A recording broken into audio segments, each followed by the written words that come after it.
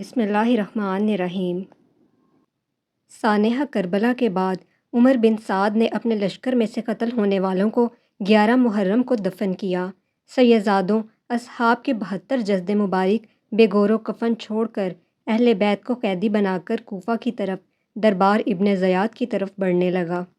نواسۂ رسول صلی اللہ علیہ وآلہ وسلم اہل بیت اور اصحاب کے سر مبارک نیزوں پر ہیں۔ امام طبری روایت کرتے ہیں کہ ابن سعد نے خولی کے ہاتھ امام عالی مقام کا سر اقدس ابن زیاد کے دربار بھیجا۔ خولی جب کوفہ پہنچا تو رات کا وقت تھا، اس لیے وہ سر مبارک کو اپنے گھر لے گیا اور ایک برتن میں ڈھانپ دیا۔ سر مبارک کو دیکھ کر اس کی بیوی نوار سخت ناراض ہوئی کہ یہ تم نے کیا ظلم کر دیا ہے۔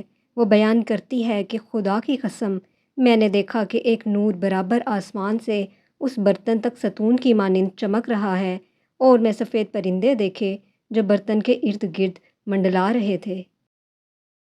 صبح اسیران کربلا اور نواسۂ رسول صلی اللہ علیہ وآلہ وسلم کے سر مبارک کو ابن زیاد کے دربار میں پیش کیا گیا۔ عبید اللہ ابن زیاد کی سیدہ زینب سے گفتگو اور آپ کے دیے جانے والے جوابات بھی تاریخی کتابوں میں نہایت پرسوز انداز میں لکھے ہیں۔ حضرت زینب اور عبید اللہ کی باہمی گفتگو دربار میں موجود حاضرین پر نہایت اثر انداز ہوئی۔ کوفے میں ہونے والے دلخراش واقعات میں سے ایک واقعہ یہ ہے کہ عبید اللہ کے پاس جب سید الشہداء حضرت امام حسین علیہ السلام کا سر پیش ہوا تو اس نے اپنے ہاتھ میں موجود چھڑی کے ساتھ آپ کے ہونٹوں اور دانتوں کی بے حرمتی کی تو دربار میں موجود صحابی رسول خدا صلی اللہ علیہ وآلہ وسلم زید بن ارقم رضی اللہ عنہ یہ گستاخی دیکھ کر رونے لگے اور کہنے لگے، اس چھڑی کو ان ہونٹوں سے اٹھا لو۔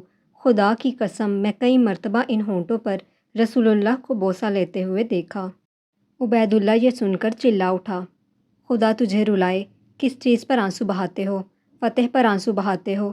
بخدا اگر میں یہ نہ جانتا ہوتا کہ تمہاری عقل زائل ہو چکی ہے تو میں تمہاری گردن اڑا دیتا۔ حضرت زید نے جب یہ سنا تو دربار سے نکل گئے۔ اس کے بعد عبید اللہ بن زیاد نے کربلا کے شہداء کے سروں کے ساتھ شمر و طارق بن مغفر کی قیادت میں یزید کے محل کی طرف شام روانہ کر دیا۔ تاریخ گواہ ہے کہ شام میں جب قافلہ پہنچا تو وہاں جشن کا سماں تھا۔ زہر بن قیس نے نمائندگی کرتے ہوئے واقعہ کربلا کی ساری تفصیل یزید کو سنائی۔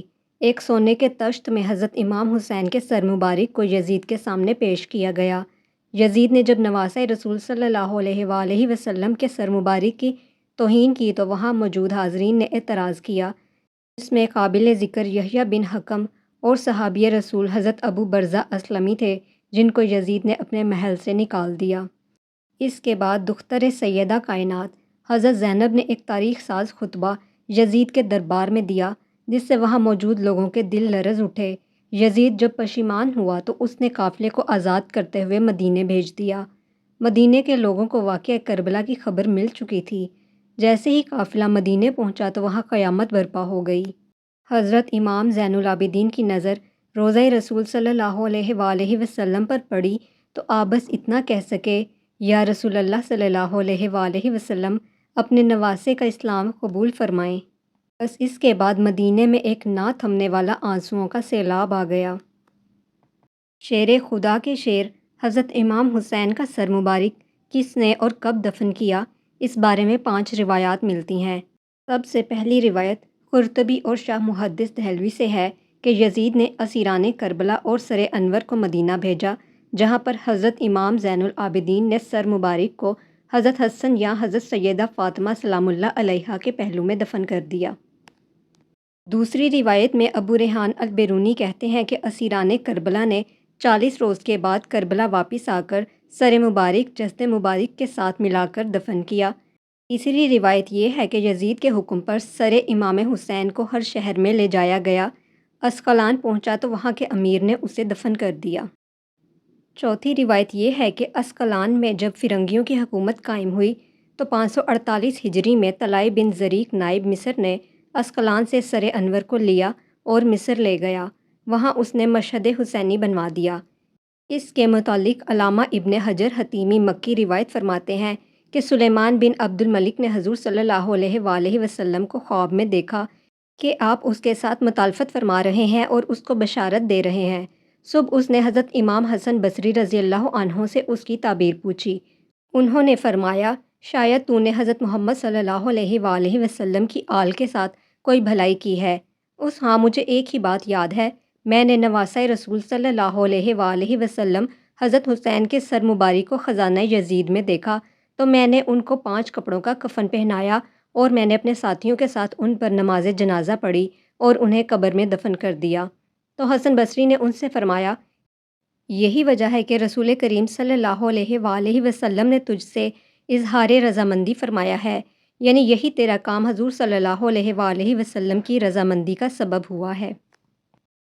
سلیمان عبد الملک کے بعد اس کے جانشین عمر بن عبد العزیز نے سر مبارک کو نکالا اور کربلا جا کر خود جسد مبارک کے ساتھ دفن کر دیا۔ ایک روایت یہ ہے کہ جب منصور ابن جمہور نے شام کو فتح کیا تو شہر میں داخل ہونے کے بعد وہ یزید کے خزانے والے کمرے میں گیا۔ وہاں پر اسے سرخ رنگ کی ایک ٹوکری ملی۔ منصور نے اپنے غلام سے کہا کہ اس ٹوکری کو حفاظت سے رکھو کہ یہ بنی امیہ کے قیمتی خزانوں میں سے ایک خزانہ ہے، لیکن جب اس کو تھوڑے عرصے کے بعد کھولا تو دیکھا اس میں امام حسین کا نورانی سر ہے، اس سے عطر کی خوشبو آ رہی تھی۔ اس نے اپنے غلام کو حکم دیا کہ ایک کپڑا لائے۔ اس نے سر کو اس کپڑے سے ڈھانپ دیا اور پھر کفن کرنے کے بعد اس کو دمشق میں باب فرادیس کے پاس دفن کر دیا۔